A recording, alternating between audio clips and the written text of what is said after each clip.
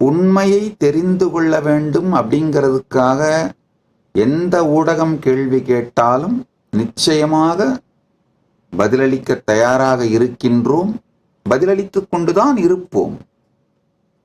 ஆனா அவதூறுகளை பற்றி கவலைப்பட மாட்டோம். அவதூறுகளை பற்றி ஒரு நாளும் கவலைப்பட மாட்டோம். பரமசிவ பரம்பொருளின் அருளாலே நாங்கள் செய்ய வேண்டிய திருப்பணியை செய்து கொண்டே இருப்போம். யார் இந்த பிரச்சனையை கிரியேட் பண்ணாங்க, ஏன் கிரியேட் பண்ணாங்க அப்படிங்கிற ஆராய்ச்சிகள் எல்லாம் இன்வெஸ்டிகேஷன் ஏஜென்சிக்கு விட்டுடுறோம்.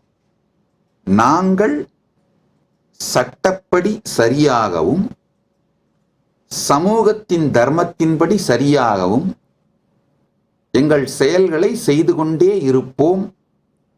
கைலாசாவுக்கு இதை தான் ஒரு அடிப்படை விதியா கொடுத்துருக்கேன்.